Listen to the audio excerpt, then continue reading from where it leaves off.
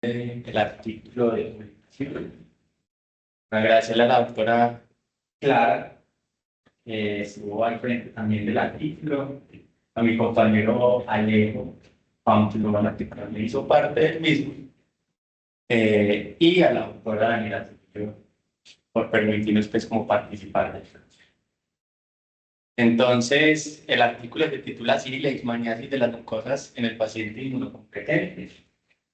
Eh,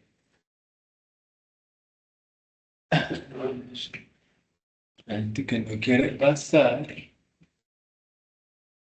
un artículo de revisión, ¿cierto? Lo que me pretendimos probar entonces fue hacer una publicación de casos y hacer revisión de la línea. Ciertas las cositas. Esta es la línea que les propongo hoy. Me prometo que no me va a pasar de 40 minutos. ¿Por qué hablar del tema y por qué vamos a publicar de este tema? Vamos a hacer la presentación de caso clínico tal cual como está en el artículo, unos puntos clave del artículo y unos mensajes para llevar a cabo y finalmente pues unos agradecimientos. Entonces, lo primero es por qué es importante este tema. Definitivamente esto es un problema de salud pública. Existen cuatro regiones epidemiológicas principales donde está su presencia: América, África del Norte y Oriente y Asia Occidental. ¿Cierto? Es una enfermedad que es emergente y está considerada como entre las 10 principales etiologías infecciosas desatendidas en el mundo. Es endémica en Colombia, quizás Bogotá y San Andrés, según el INS, los podríamos sacar de prevalencia pues, en Colombia, pero por lo demás en todo el territorio nacional, de donde leamos el espectro de la leishmaniasis, siempre la dividen visceral y cutánea. Sin embargo, dentro del espectro de la cutánea, existe lo que llaman mucocutánea o leishmania de las mucosas, el cual es el espectro más grave de esta parte de la enfermedad. Los diagnósticos diferenciales son muy amplios y quizás si los pudiéramos agrupar en un solo apartado sería este síndrome destructivo centrofacial. Es una enfermedad oligoparasitaria y de ahí que va a ser un reto, tanto clínico como diagnóstico. Y esto quizás lo que más valor tiene el artículo es que a hoy el tratamiento y sus alternativas sigue siendo debate, ¿cierto? Recientemente salieron los lineamientos de la Organización Panamericana de la Salud y eso contrasta con lo que dicen otras sociedades, entonces hay cierto debate pues, en la hora de tratamiento y eso es lo que le da como impulso a este artículo y que definitivamente esto se asocia a una alta carga mórbida de secuelas y definitivamente por algunas complicaciones mecánicas. También podemos hablar de mortalidad. Entonces este es el caso. Es un masculino de 47 años, él nace en Rao, vive en una vereda que se llama El Charrúa en Girardota, él es soltero, vive con un hijo. E importante es que el hombre es agricultor y que en cultivos de aguacate, café y ganadillo. Estos son los antecedentes: una sinusitis, una esporotricosis linfocutánea interrogada en el 2021 y otro diagnóstico también que en su momento fue interrogado, una leishmania cutánea, cuando él vivió en Huila hace unos 11 años atrás. Toxicológicos: era exconsumidor de cigarrillo, no hay alergias, quirúrgicos, una amputación de una falange y en familiares nada de importancia. De los epidemiológicos: él vive en una finca, tiene gallos de pelea, gallinas, perros, varios gatos, el trabajo en el cultivo que ya les mencioné y no había un viaje reciente por fuera de Antioquia ni contacto con nexo sintomático respiratorio. Dentro de los antecedentes, entonces, hospitalizaciones, había un dato reciente de una hospitalización por esporotricosis. En esa hospitalización se le descartaron cualquier otro tipo de infecciones y ya sabíamos que era un paciente que era inmunocompetente. Cuando le hacen el diagnóstico con un pamplongal, le dan de alta con itraconazol. El plan era darle 12 meses de tratamiento, pero el hombre al primer mes, cuando ya se sentía bien y cuando la EPS le empezó a preguntar como problemas con su manejo, el hombre abandonó el traje. Al parecer, entonces, en esos 3 meses el hombre tuvo mejoría. Esta es la enfermedad actual, más o menos 6 meses de evolución, de reaparición de unas úlceras en cavidad oral Y además de las úlceras, una disfonía y una disfagia que fueron progresivas, ¿cierto? En revisión por sistemas, 8 kilos de pérdida de peso, unos síntomas respiratorios crónicos, fiebre subjetiva y no había ninguno. Esa fue una línea de tiempo. 3 años atrás había debutado con unas lesiones en oral, disfagia y disfonía. Por eso fue que lo hospitalizaron y ahí hacen el diagnóstico de la esporotricosis y además con el itraconazol, él abandonó el tratamiento. Lo tomó solo por ellos 3 meses, dice que en esos 3 meses tuvo mejoría. Sin embargo, 6 meses atrás, antes de ingresar pues, a nuestra clínica, reaparecen los síntomas con la disfonía, disfagia y las lesiones orales. Y con eso fue que lo conocimos acá en la clínica, ¿cierto? Esto era lo más importante que despiden al examen físico, una lesión en el labio superior, en el parar blando, duro, de aspecto granulomatoso, que era fiable y doloroso, estaba muy disfónico y habían algunos ruidos transmitidos de la vía aérea superior. Entonces, esta es la foto con autorización del paciente, donde vemos el compromiso del labio cutáneo, el labio mucoso y todo el paladar. Y estas pues, son más fotos de nuestro paciente del caso. Entonces, hasta que era un hombre que era agricultor, inmunocompetente, con una historia de una leishmania y una esporotricosis, y que ahora reconsulta por unas lesiones extensas de cavidad oral. Y además disfagia disponible en un síndrome constitucional. Entonces, dentro del abordaje diagnóstico, estos fueron los diagnósticos diferenciales. Dentro del síndrome destructivo centrofacial se consideran etiologías infecciosas, malignas, infiltrativas o autoinmunes. Y definitivamente dentro del abordaje diagnóstico esto fue en un principio fue lo que le pedimos, ¿cierto? Se le pidieron unas biopsias, las biopsias, lo ideal era que se precisaran 2 para cultivos de hongos, estudios histopatológicos y micobacterias, antígeno histoplasma, PCR, micobacteria, PCR y serología de Leishmania, serología para hongos, y se le pidieron, dados los síntomas de disfagia y disfonía, el corpotac. Bueno, que les va a mostrar solo lo positivo del caso. Quizás esto es lo único que no está dentro del caso que les mandé en el artículo. Lo primero que llega es el resultado de la biopsia del labio. La biopsia decía que tiene una inflamación crónica activa con denso infiltrado linfo histiocitario con plasmocitos y polimorfos neutrófilos en menor cantidad. Y si uno entra a revisar en la literatura, pues definitivamente eso es lo que uno ve, ¿cierto? Es un infiltrado que predomina la parte mononuclear. Entonces ya nos empezaron a dar las luces. Esto es contrasta aquí, pues a diferencia de nuestro caso, en esta biopsia ya donde señalan los punticos, ahí está la mastigote de la Leishmania. Sin embargo, como es una enfermedad oligoparasitaria, las biopsias solo son positivas en un 50%. Entonces es común que en las mismas biopsias no se vea el parásito, ¿cierto? Sin embargo, después llegan otros resultados, se tiene una PCR para la Leishmania positiva y una serología IgG e IgM también positiva para el mismo parásito. Dentro de las imágenes, acá yo les traigo el reporte del... ¿Cuándo que la había tenido activada de de la Leishmania, exactamente, en el 2021 estaban negativas. En ataque de cuello, lo que hablan es que el proceso de infiltrativo era de cavidad oral, incluso hasta la laringe, ¿cierto? Aquí quizás una foto que se ve el compromiso más heterogéneo. Aquí pueden ver en la imagen todo está infiltrado de acá para abajo. Entonces yo explicaba los síntomas de disfagia y disfonía que tenía nuestro paciente. En la evolución, el hombre termina en una traqueostomía por una obstrucción crítica de la vía aérea, tuvo una sobreinfección pulmonar por una neumonía aspirativa y por una disfagia faríngea severa vista en una cineclusión, pues termina en gastrostomía. Eso es muy importante. Esa gastronomía costó. Pues, Costó, eso es lo más barato. costó una semana, mucho, pero es que no, que yo no voy a decir, yo no, que tuve una gastronomía chile,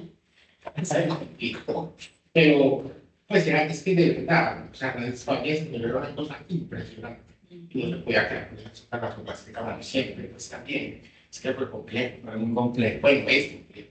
Dentro de eso, con la evolución dentro de la hospitalización y cómo resuelve el caso. Entonces, se decide después de un debate de los infectólogos dejar con ANFOE. Inicialmente se había pautado una dosis de 40 miligramos por kilo de dosis acumulada Sin embargo, cuando cumplió los 40 miligramos por kilo, aún ya en lesiones, entonces se decidió llevarse hasta 60 miligramos por kilo.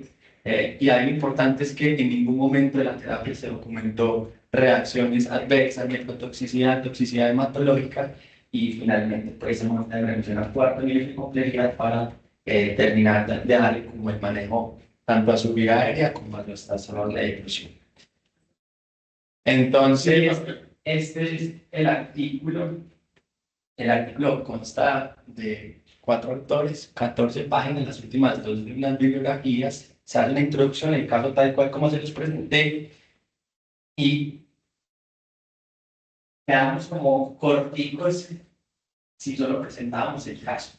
Entonces decidimos hacer una revisión de la literatura, puesto que también es un tema que para todos no es conocido y que se presta para debate.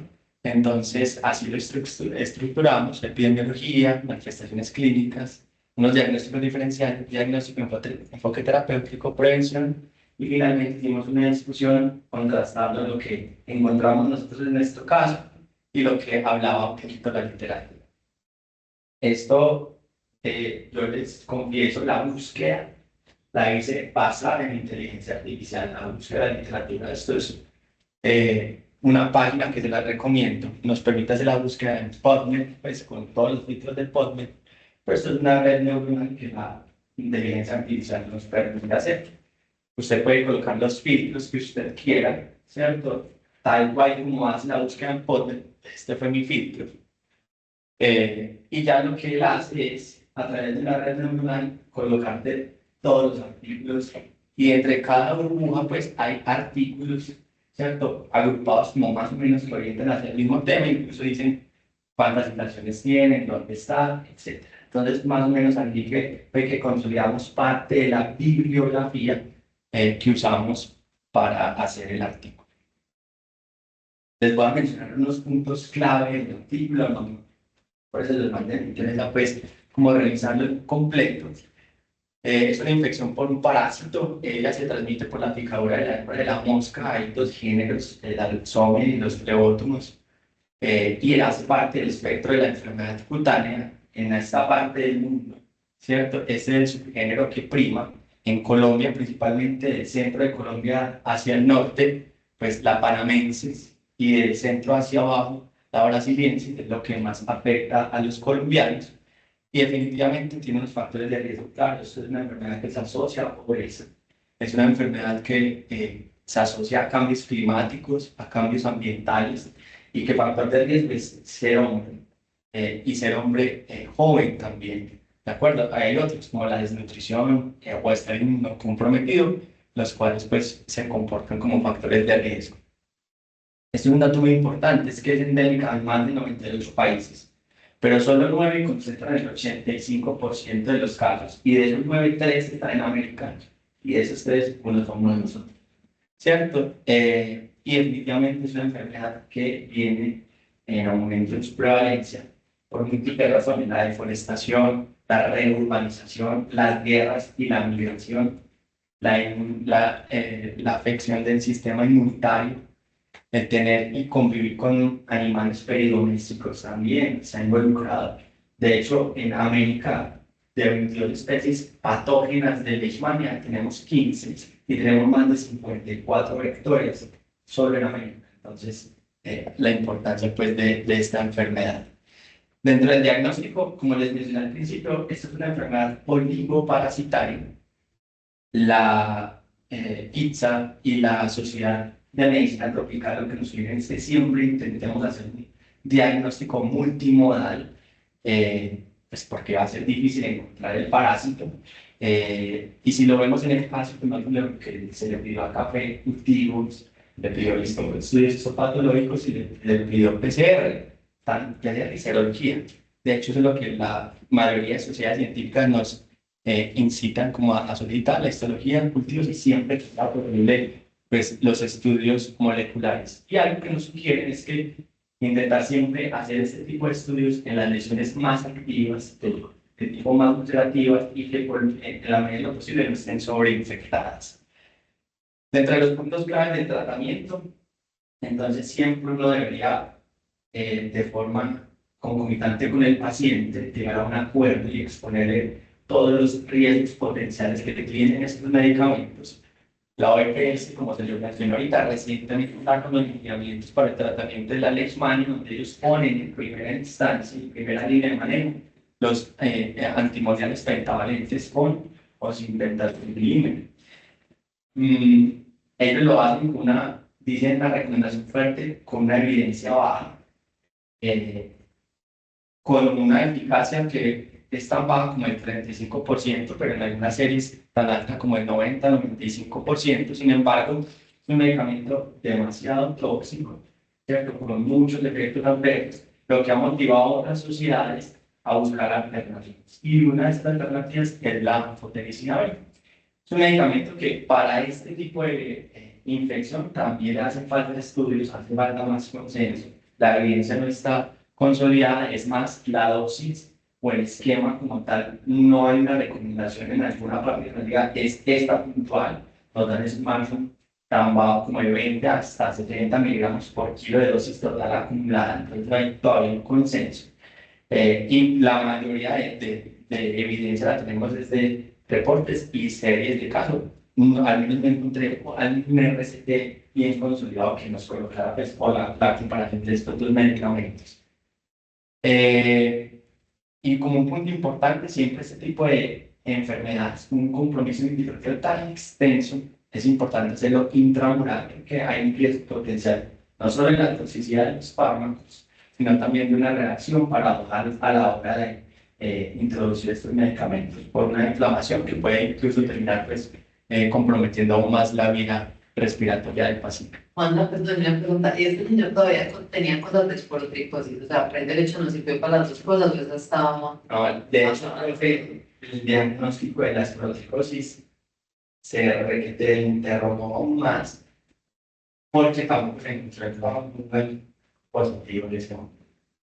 El que había dado positivo en el pasado. Eso nunca se pudo rescatar y eso solo lo hace un centro y allá no se rescató. Entonces, eso es. Allá no estaban los detalles No, después. ese diagnóstico queda en duda y no se sabe si también en ese momento lo que estábamos viendo era algo de explicación. Aunque mejoró con el ITAR, Él dice que mejor sin tener porque él se quedó después de 6 meses que se volvió más mareo.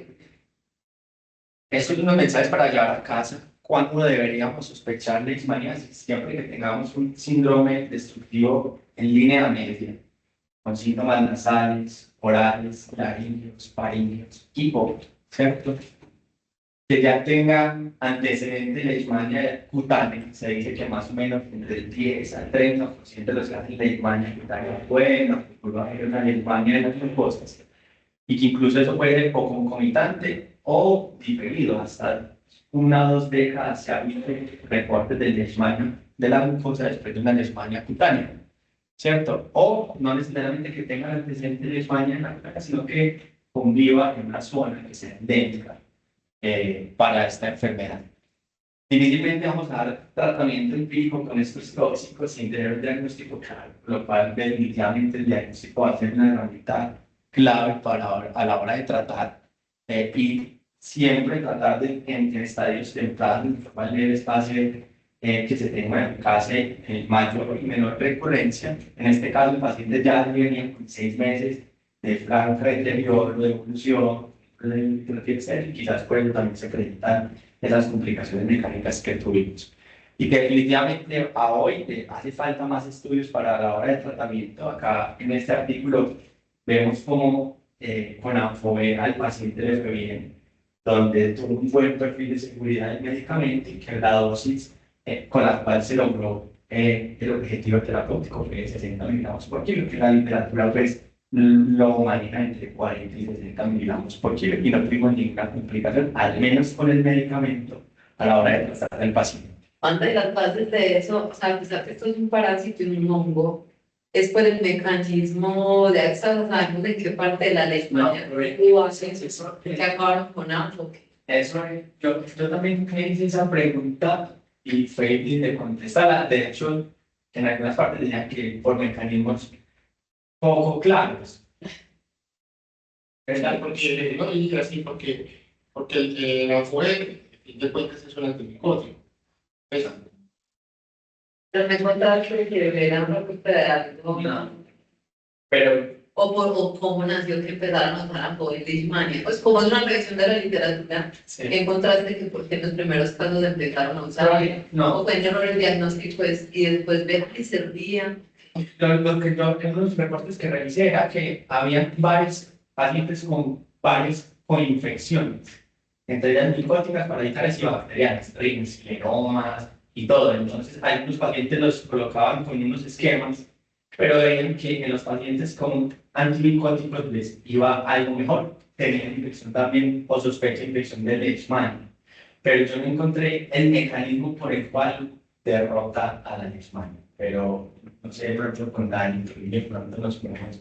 Porque eso decía, como no está tan consolidada en la literatura, pues si es por reportes de casos, pues bacano que hagan, o sea, porque o que no sea que esto salga que ya en las clasificaciones de microorganismos, la leishmania es un parásito, no, pues no mentira. Eso es. Sí. Solo me dice la pregunta, ¿cómo han Sí, no, yo no soy para parásito? De si se puede meter un recuentico histórico de cómo ve, empiezan a haber reportes de casos de coinfecciones y se empieza a ver que la ANFO sigue así. Y ya luego han habido estos escasos reportes que pim, y por eso lo acabamos dando a nuestro paciente. Se mueve de boca. Bueno, ¿esto fue el liposomal o de y el otro es porque el liposomal o de un circular esto como que pueden buscar el radio histórico. Y yo digo, lo que dijiste al principio, como les confieso que esto dice con inteligencia artificial.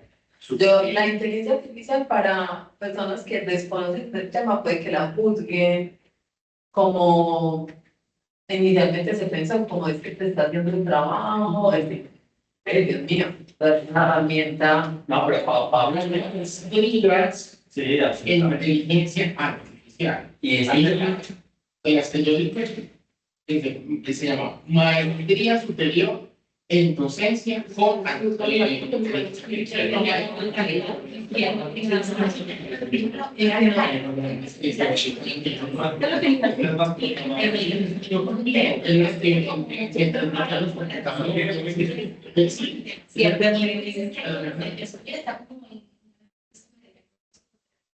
puedes decir qué más.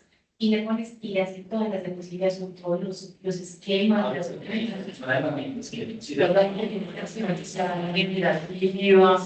Yo pienso que ahora no podemos decir, es como decir, no usen los celulares, no usen las notificaciones de los celulares.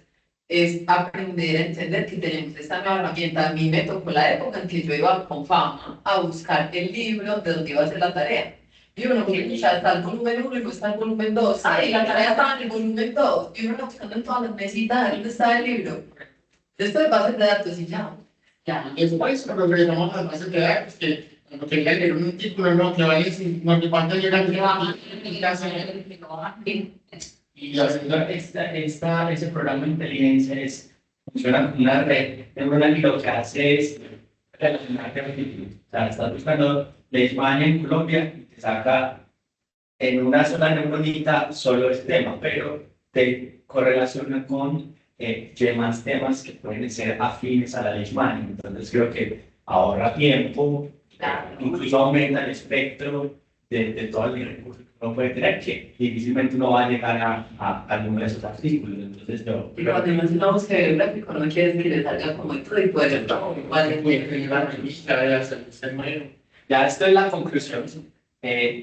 Esto es el curso clínico de la leishmania, es complejo, requiere atención y seguimiento estrecho durante el tratamiento, sobre todo por esas dosis de los medicamentos y por la reacción paradójica que se puede presentar, y posterior porque existe un riesgo de recaídas. La literatura lo que encuentra es que con ANFO-B el riesgo de recaídas más o menos está entre un 7 a un 11.8%. Entonces, siempre tratar de seguir estos pacientes, que es una forma agresiva, que puede ser potencialmente desfigurante, incluso mortal, pero que definitivamente requiere más estudios. Y esto es importante. Las medidas de protección individual y de salud pública definitivamente son el pilar para tratar esta enfermedad. Yo termino con esta frase: la gratitud y la actitud no son desafíos, ambas son elecciones. Y yo elijo agradecerles a los especialistas que por 4 meses me guiaron, me supieron llevar la mano y empezar a residencia. Creo que es muy difícil. Pero cuando uno está bien rodeado, todo fluye. En verdad, gracias por el talento científico, el talento humano y la vocación. Muchas gracias.